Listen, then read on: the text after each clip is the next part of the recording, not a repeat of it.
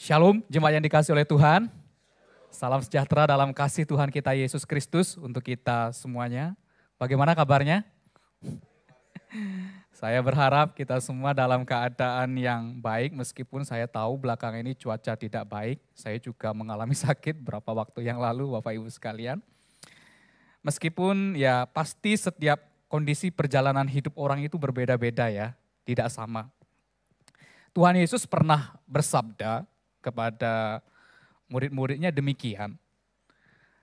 Damai sejahtera kutinggalkan bagimu. Damai sejahteraku, kata Tuhan Yesus, kuberikan kepadamu.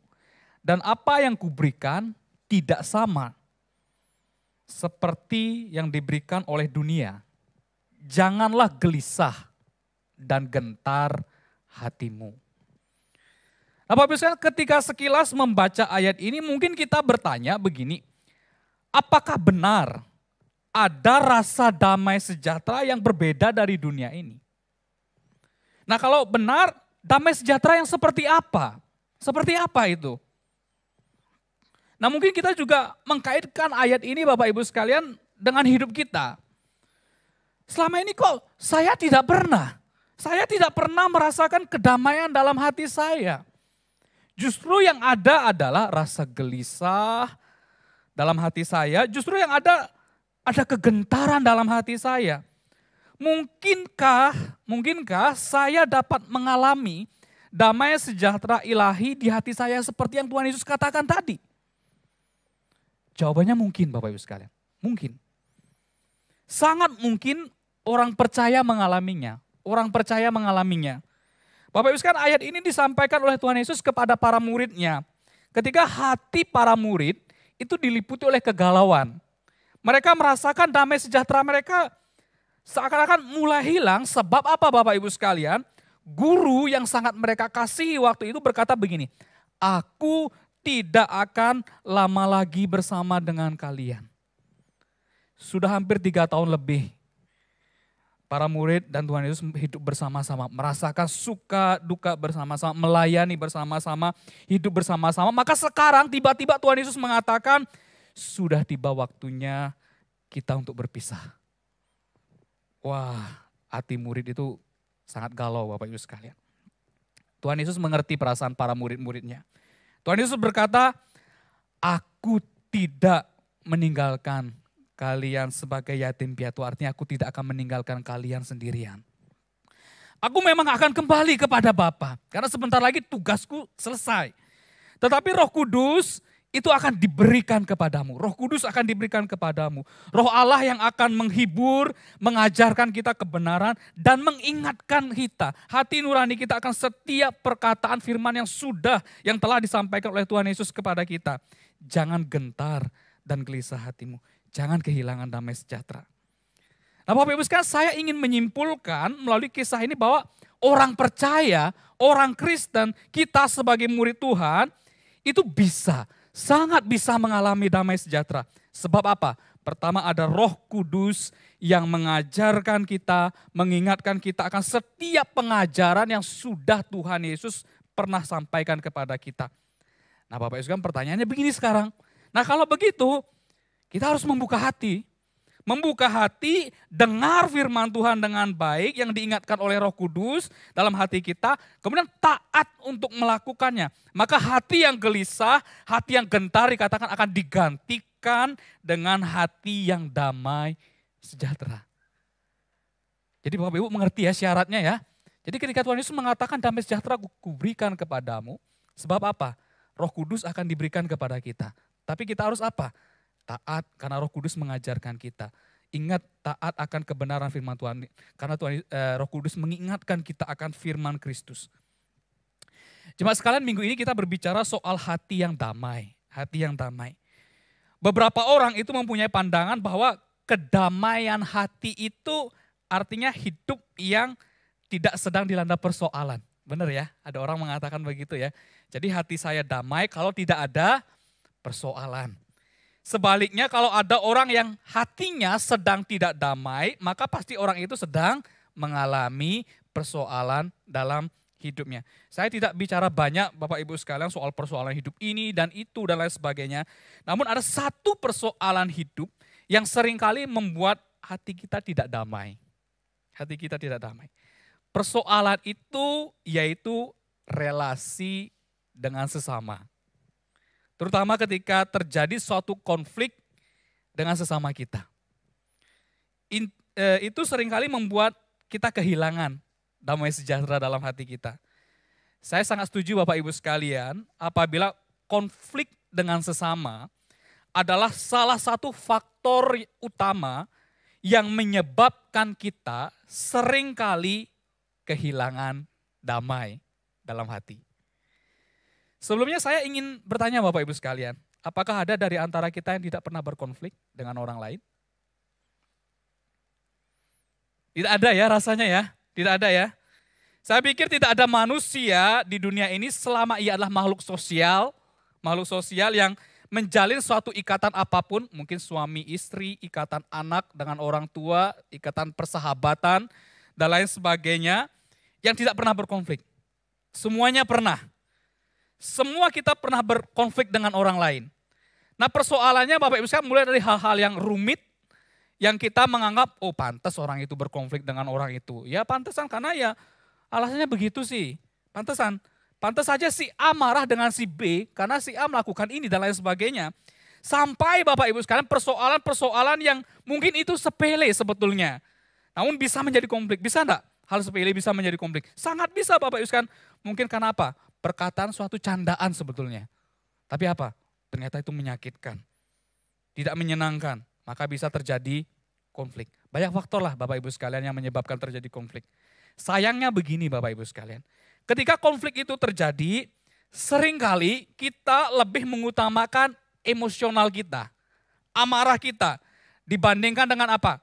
Tenang sejenak, mikirkan dulu dengan baik-baik. Kalau saya membalas dengan perkataan yang lebih menyakitkan, dampaknya apa? Kalau saya membalas dengan perbuatan, dengan tindakan yang lebih merugikan dia, dampak ke depannya apa? Nah kadang-kala kan tidak Bapak Ibu sekalian, kita lebih apa? Lebih dikuasai oleh emosi kita, sehingga konflik itu bukan terselesaikan. Namun justru apa? Konflik yang terjadi semakin kusut Bapak Ibu sekalian. Saya teringat Bapak Ibu sekalian, pada suatu pagi ada seorang jemaat yang menelpon saya. Hari itu hari Rabu, di mana jadwal saya untuk memberikan renungan suara madu, renungan firman Tuhan. Nah kebetulan dalam renungan itu Bapak Ibu sekalian, saya sedikit menyinggung soal menghakimi. Di bagian terakhir dari perenungan yang saya berikan, saya berkata demikian.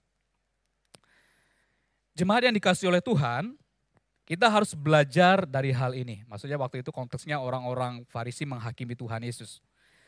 Jangan terlalu cepat menghakimi orang lain hanya karena kita tidak menyukai orang tersebut. Ketika ada orang yang salah, justru kita harus terbuka untuk memberikannya kesempatan membela diri terlebih dahulu. Maksudnya dengarkan, maksudnya dia seperti apa dan lain sebagainya. Namun biarlah hati kita dipenuhi dengan kasih, keadilan, dan damai sejahtera. Sehingga dengan hikmat Tuhan kita dapat mengambil keputusan secara tepat. Tidak terburu-buru supaya kita tidak mendapat malu sendiri ke depan. Maksudnya menyesali perbuatan kita. Kiranya hikmat firman Allah menyertai jalan hidup kita. Tuhan Yesus memberkati kita sekalian. Nah selesai renungan ini dibagikan Bapak Ibu sekalian, ada seorang jemaat yang menelpon saya waktu pagi-pagi. Saya pikir ada apa begitu ya, kok tumben ada jemaat itu pagi-pagi itu menelpon saya. Dalam hati agak sedikit cemas Bapak Ibu sekalian ya. Karena tidak biasanya ada jemaat itu menelpon saya pagi-pagi, mungkin 6:30 waktu itu. Saya berharap ini bukan berita buruk Bapak Ibu sekalian. Nah kemudian singkat cerita saya angkat telepon jemaat ini dan kita mulai mengobrol. Nah beliau berkata begini, Kak Yudi maaf ya, permisi ada waktu enggak? Saya ingin bicara sebentar.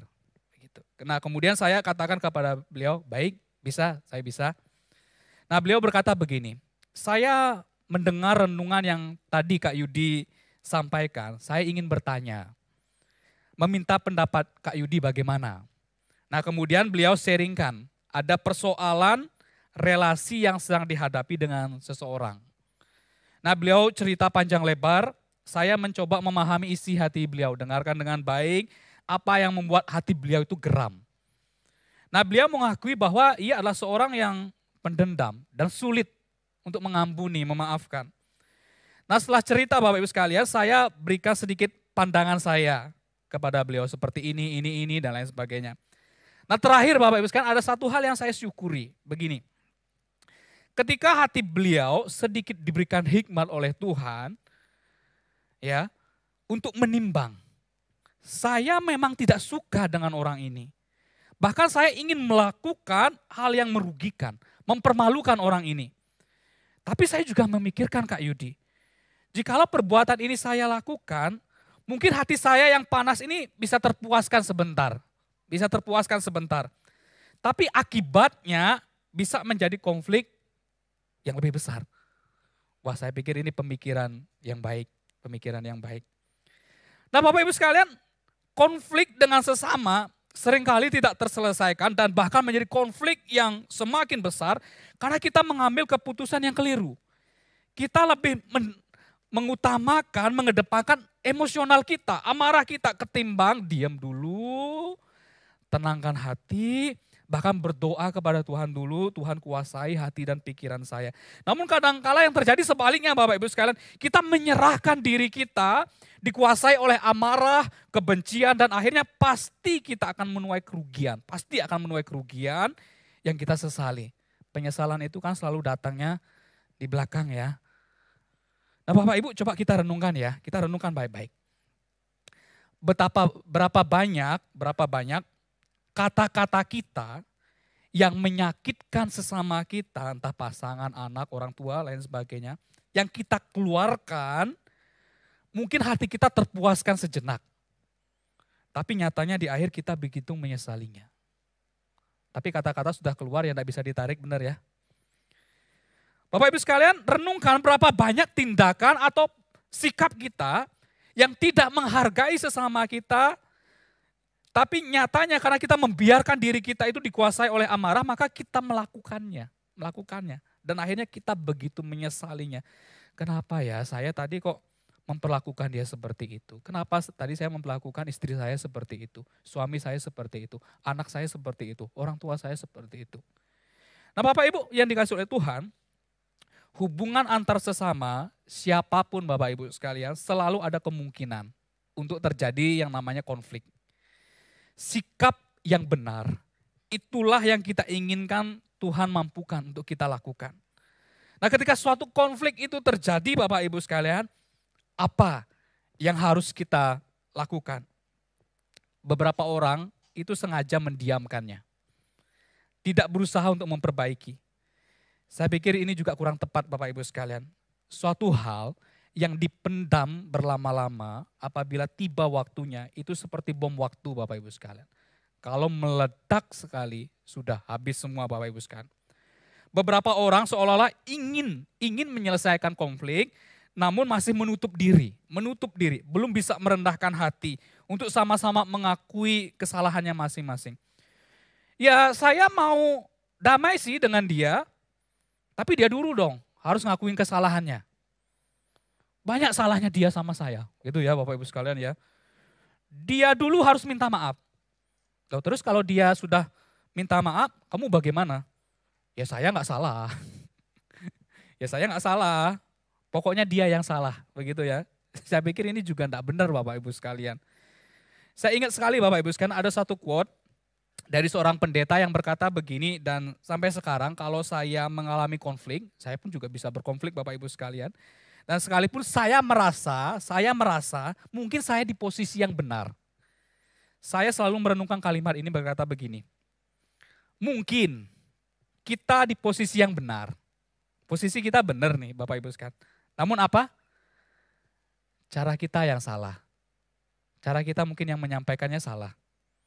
Mungkin cara penyampaian kita kurang tepat. Kurang memahami lawan bicara kita. Kurang menghargai orang yang kita ajak bicara. Kadang kan begini Bapak Ibu sekalian, sebetulnya ada orang yang tipenya begini, sebetulnya Yang saya tidak suka itu bukan nasihatnya, benar ya? Tapi apa? Cara penyampaiannya, benar ya? Sebetulnya nasihatnya bagus, baik sekali. Tapi caranya kok sepertinya merendahkan saya. Jadi akhirnya apa? Ya sudah, mental Bapak Ibu sekalian. Nah ketika suatu konflik itu terjadi, apa yang harus kita lakukan? Nah Bapak Ibu, kita belajar dari firman Tuhan. Tuhan Yesus itu memberikan sebuah perumpamaan. Dalam bentuk perumpamaan seorang raja yang mengadakan perhutangan dengan hamba-hambanya. Saya akan membacakan kebenaran firman Tuhan dan Bapak Ibu silakan menyimak dengan baik-baik dalam Matius 18 ayat 23 sampai 35 mengatakan demikian. Sebab hal kerajaan sorga seumpama seorang raja yang hendak mengadakan perhitungan dengan hamba-hambanya. Setelah ia mulai mengadakan perhitungan itu, dihadapkanlah kepadanya seorang yang berhutang 10.000 talenta. Tetapi karena orang itu tidak mampu melunasi hutangnya, raja itu memerintahkan supaya ia dijual berserta anak, istrinya, dan segala miliknya untuk membayar hutangnya. Maka sujudlah hamba itu menyembah dia katanya, sabarlah dahulu, segala hutangku akan kulunaskan. Lalu tergeraklah hati raja itu oleh belas kasihan akan hamba itu. Sehingga ia membebaskannya dan menghapuskan hutangnya. Tetapi ketika hamba itu keluar, ia bertemu dengan seorang hamba lain yang berhutang 100 dinar kepadanya.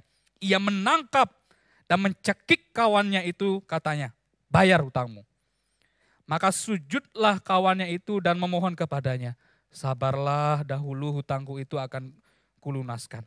Tetapi ia menolak dan menyerahkan kawannya itu ke dalam penjara sampai dilunaskan hutangnya. Melihat itu kawan-kawannya yang lain sangat sedih. Lalu menyampaikan segala yang terjadi kepada tuan mereka. Raja itu menyuruh memanggil orang itu dan berkata kepadanya, hai hamba yang jahat, seluruh hutangmu telah dihapuskan karena engkau memohonkannya kepadaku. Bukankah engkau harus mengasihani kawanmu seperti aku telah mengasihi engkau? Maka marahlah tuannya itu dan menyerahkannya kepada algojo-algojo sampai ia melunaskan seluruh hutangnya. Ayat terakhir, maka Bapakku yang di sorga akan berbuat demikian juga terhadap kamu apabila kamu masing-masing tidak mengampuni saudaramu dengan segenap hatimu. Bapak Ibu yang dikasih oleh Tuhan, perumpamaan ini mengajarkan kepada kita bahwa orang yang sudah diampuni, merasakan pengampunan dari Tuhan, percaya bahwa seluruh hutang dosa-dosanya sudah dihapuskan, artinya sudah diampuni oleh Tuhan, maka orang tersebut pun wajib mengampuni, memberikan ampunan kepada orang yang berhutang bersalah kepadanya. Jadi di sini kita melihat Bapak Ibu bahwa ada seorang hamba yang berhutang 10.000 talenta. 10.000 talenta itu sama dengan 60 juta dinar. 1 dinar pada zaman Tuhan Yesus itu adalah upah pekerja, upah hamba itu 1 hari, 1 dinar. Ini 60 juta dinar berhutangnya. Artinya Bapak Ibu sekalian, jika seorang hamba ini ingin melunasi hutangnya, maka ia harus bekerja 60 juta hari. Baru bisa mendapatkan 60 juta dinar, 10.000 talenta. Jadi memang mustahil Bapak Ibu sekalian, mustahil. Mana ada orang bisa bekerja 60 juta hari Bapak Ibu sekalian. Mustahil, apalagi dia seorang hamba. Mustahil ia bisa menghapuskan hutang-hutangnya. Namun di ayat ini, ayat ke-27 dikatakan begini, hati raja itu tergerak oleh belas kasihan. Sehingga hamba yang berhutang 10.000 talenta, semuanya apa? Dihapuskan, dibebaskan, diampuni. Bapak Ibu coba jadi hamba ini, gimana perasaannya? Senang ya? Sangat senang sekali. Senang sekali Bapak Ibu sekalian. Sesuatu yang mustahil untuk saya dapatkan, yakni melunasi semua hutang-hutang saya dalam waktu sekejap Bapak Ibu sekalian. Semuanya dinyatakan apa? Bebas, diampuni. Hati raja telah tergerak oleh belas kasihan dan memberikan kemurahan ampunan bagi hamba ini. Bapak Ibu sekalian, bukankah ini juga adalah gambaran pengampunan Allah di dalam Kristus bagi kita? Tidak ada satupun Bapak Ibu sekalian dari antara kita yang mampu menghapuskan semua utang dosa-dosa kita, pelanggaran dalam hidup kita. Tidak ada Bapak Ibu sekalian. kita semua telah berbuat dosa dan telah kehilangan kemuliaan Allah.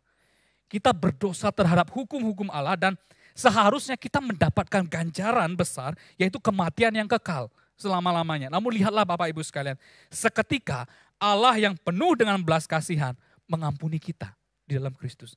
Semua utang-utang dosa kita dihapuskan. Seluruh hutang dosa kita yang tidak mampu untuk kita selesaikan telah dinyatakan, dihapuskan seluruhnya. Karena ada Kristus yang berkorban untuk kita. Di saat kita percaya, maka semua kesalahan kita, bayangkan Bapak Ibu sekalian, semua kesalahan kita yang dahulu, sekarang, bahkan yang nanti Bapak Ibu sekalian, yang nanti yang seharusnya membawa kita kepada kebinasaan yang kekal, semuanya telah dihapuskan. Semuanya telah diampuni. Bapak Ibu bersyukur nggak menjadi orang Kristen? Bersyukur nggak Bapak Ibu sekalian? Sangat bersyukur. Kita bersuka cita karena Allah di dalam Kristus memang telah menghapuskan semua hutang dosa-dosa kita. Allah telah mengampuni kita. Ini suatu kebenaran yang harus kita syukuri. Akan tetapi begini Bapak Ibu sekalian. Apakah berhenti sampai di sini? Tidak. Kisah raja yang mengampuni hamba yang berhutang 10.000 talenta tidak hanya berhenti kepada anugerah pengampunan yang ia terima sendiri. Selanjutnya dikatakan begini Bapak Ibu sekalian 28. Tetapi ketika hamba itu keluar, ia bertemu dengan seorang hamba lain yang berhutang 100 dinar kepadanya. Ia menangkap dan mencekik kawannya itu, katanya, bayar utangmu. Maka sujudlah kawannya itu dan memohon kepadanya. Padahal kawannya sudah memohon kepadanya, sabarlah dahulu, utangku itu akan kulunaskan. Tetapi apa? Ia menolaknya. Ia menolaknya dan menyerahkan kawannya itu ke dalam penjara sampai dilunaskan utangnya. Nah Bapak Ibu sekalian, jikalau Allah di dalam Kristus itu telah mengampuni dosa dan pelanggaran kita yang sedemikian besar, yang sebenarnya tidak terampuni dengan usaha dan perbuatan kita. Dan ketika engkau diberi belas kasihan, pengampunan itu, masakan sekarang engkau tidak mengampuni saudaramu, sesamamu, yang memang dia berbuat salah kepadamu, yang lebih sedikit daripada perbuatan dosamu sendiri. Masakan engkau tidak mengampuni dia. Disinilah Bapak Ibu sekalian, Tuhan Yesus mau mengajak kita merenungkan arti sebuah pengampunan. Mungkin kita bertanya begini, loh Kak Yudi kenapa hamba yang berhutang 10.000 talenta ini, yang sudah merasakan pengampunan dari sang raja ini, tidak mau mengampuni sesama yang berhutang 100 dinar kepadanya. Alkitab memang tidak memberikan alasannya kenapa. Karena Alkitab itu seolah-olah mengajarkan begini kepada kita. Nggak masuk akal Bapak Ibu sekalian. Kalau kamu sudah menerima pengampunan dari Tuhan dengan begitu limpahnya atas kesalahanmu yang sangat besar. Namun di sisi lain engkau tidak memberikan ampunan kepada sesamamu yang bersalah kepadamu. Seolah-olah Tuhan mengajarkan begitu. Nggak masuk akal seharusnya. Nah Bapak Ibu sekalian, firman Tuhan kemudian berkata begini. Bahwa raja itu tahu perbuatan jahat dari hamba yang berhutang 10.000 talenta tadi. Hamba itu kemudian disebut sebagai hamba yang jahat. Raja ini mengingatkan hamba itu begini. Engkau sudah menerima anugerah yang besar sekali. Masakan engkau menutup hatimu untuk menyatakan anugerah yang sama, pengampunan yang sama kepada saudaramu. Bukankah seharusnya engkau mengasihi sesamamu, mengampuni kesalahannya juga? Karena apa? Aku sudah mengampuni engkau kan? Raja ini marah kepada hamba ini yang berhutang 10.000 talenta. Dan anugerah pengampunan dari sang raja ini dicabut. Dicabut kembali.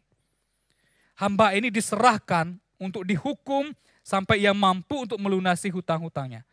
Tuhan Yesus mengatakan Bapak Ibu sekalian, inilah yang akan diperbuat oleh Bapa kepada orang-orang yang sebetulnya pernah merasakan anugerah pengampunan daripada Tuhan, namun yang menutup anugerah itu terhadap sesamanya. Itulah yang terjadi Bapak Ibu sekalian apabila kita tidak mengampuni saudara kita dengan sepenuh hati, kata Tuhan Yesus. Nah Bapak Ibu yang dikasihi oleh Tuhan, ini yang Tuhan Yesus ajarkan kepada kita. Ini yang Roh Kudus ingatkan kita akan firman Kristus saat ini. Inilah yang Tuhan Yesus tuntut daripada kita. Saat kita sedang berkonflik dengan sesama kita yang membuat kita kehilangan hati yang damai, Tuhan menuntut apa? Yaitu pengampunan. Pengampunan. Saya tahu Bapak Ibu sekalian hal ini seringkali tidak mudah. Bagaimana mungkin saya mengampuni orang itu? Orangnya seperti itu. Sudah sedemikian bersalah kepada saya. Tidak mungkin rasanya. Sampai kapanpun pokoknya saya tidak mungkin akan memaafkan dia. Sampai saya mati, nanti sampai saya di surga. Di surga berkonflik lagi berarti Bapak Ibu sekalian. Saya tidak akan mengampuni orang itu. Bapak Ibu sekalian, jikalau kita tetap mengeraskan hati, percayalah bahwa tidak akan pernah ada damai sejahtera dalam hati kita.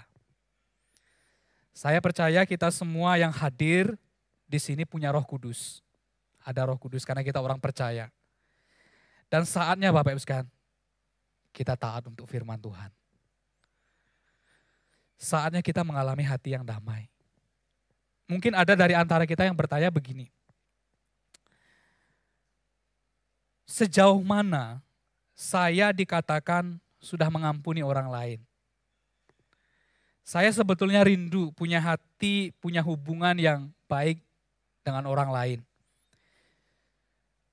Akan tetapi sejauh mana saya dikatakan sudah mengampuni orang lain. Bapak Ibu sekalian, memang Alkitab memberikan sebuah gambaran bagi setiap kita. Memang begini Bapak Ibu sekalian. Memang memberikan sebuah pengampunan kepada sesama bukan perkara yang mudah. Godaan untuk membalas lebih menyakitkan, merugikan orang lain itu sangat besar dalam hati kita. Bahkan ketika saya sadar bahwa saya harus taat firman Tuhan, dengar kata Roh Kudus yang mengingatkan saya akan firman Kristus, yang mengajarkan saya untuk mengampuni orang lain, saya pun masih bergumul. Sejauh mana saya dikatakan sudah mengampuni, sudah memberikan pengampunan. Apa indikatornya kalau saya itu sudah mengampuni orang tersebut, sudah berdamai. Nah, Bapak Ibu sekalian, Alkitab memberikan kita gambaran yang cukup jelas untuk mengetahui apakah saya sebagai anak Tuhan yang mau taat menjalankan firman Kristus untuk mengampuni orang lain sudah benar-benar mengampuni atau belum sebetulnya Kak Yudi. Apa saja indikatornya? Coba kita lihat Bapak Ibu sekalian. Pertama begini, kita sudah mengampuni orang lain apabila kita tidak memikirkan pembalasan. Ini indikator yang pertama. Nah, jikalau Bapak Ibu sekalian tidak lagi memikirkan untuk membalas perbuatan orang tersebut dengan sesuatu yang merugikan dia, sesuatu yang menyakitkan dia, maka itu artinya Bapak Ibu sudah mulai mengampuni. Sudah mulai mengampuni.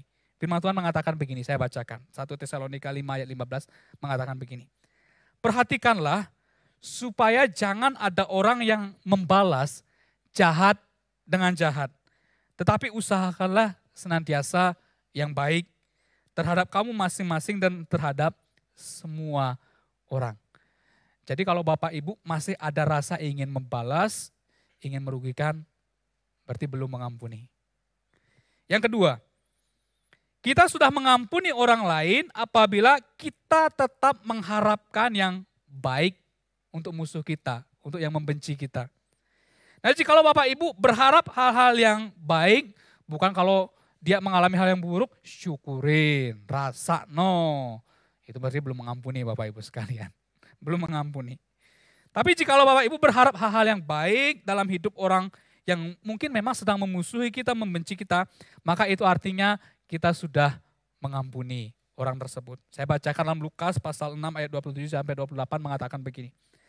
Tetapi kepada kamu yang mendengar aku, kata Tuhan Yesus, aku berkata, kasihilah musuhmu, berbuatlah baik kepada orang yang membenci kamu, mintalah berkat bagi orang yang mengutuk kamu, berdoalah bagi orang yang mencaci kamu. Ini yang kedua. Ketiga Bapak Ibu sekalian. Ketiga, bagaimana saya tahu bahwa saya sudah mengampuni? Yang ketiga, kita tidak bersuka cita atas kemalangannya. Seperti saya katakan tadi. Jikalau Bapak Ibu melihat orang yang memusuhi kita, yang sedang berkonflik dengan kita, sedang ditimpa hal yang buruk, Dan kita tidak bersuka cita atas kejadian yang menimpa orang itu. Bukan malah dia ketimpa hal yang buruk, kita malah, rasa no ya. Jangan Bapak Ibu sekalian. Itu artinya kita belum mengampuni Bapak Ibu sekalian. Justru kita menunjukkan empati, maka itu artinya kita sudah apa? Mengampuni dia. Amsal 24 ayat 17 sampai 18 mengatakan begini. Jangan bersuka cita kalau musuhmu jatuh. Jangan hatimu beria-ria kalau ia terperosok. Supaya Tuhan tidak melihatnya dan menganggapnya jahat. Lalu memalingkan murkanya daripada orang itu. Ini yang ketiga ya Bapak Ibu sekalian, jangan bersuka cita atas kemalangannya. Yang keempat, kita sudah mengampuni orang lain apabila kita mendoakan dia. Mendoakan dia. Jikalau Bapak Ibu mendapati ada orang yang memusuhi kita, namun sebetulnya hati kita sudah mau mengampuninya, maka tandanya apa? Kita mendoakan yang baik untuk dia. Tuhan Yesus mengatakan begini Bapak Ibu sekalian dalam Matius 5 ayat 44. Tetapi aku berkata kepadamu, kasihilah musuhmu dan berdoalah bagi mereka yang menganiaya kamu. Terakhir yang kelima dikatakan begini. Kita dikatakan sudah mengampuni orang lain jikalau kita sudah mencoba untuk berdamai dengan dia. Perkara orangnya juga mau berdamai atau tidak, itu urusan lain Bapak Ibu sekalian. Tapi urusan kita adalah apakah kita sudah mencoba untuk berdamai dengan orang itu. Jikalau Bapak Ibu punya niatan hati saja, kerendahan hati untuk mencoba bertemu, menjelaskan duduk persoalannya, ada keinginan hati untuk bisa saling memaafkan, maka itu artinya Bapak Ibu sudah mengampuni. Tuhan Yesus mengatakan, Paulus mengatakan begini dalam Roma pasal 12 ayat 18. Sedapat-dapatnya, kalau hal itu bergantung padamu, hiduplah dalam perdamaian dengan semua orang. Bapak Ibu sekali lagi saya tahu mengampuni itu kadang-kala tidak mudah. Tidak mudah.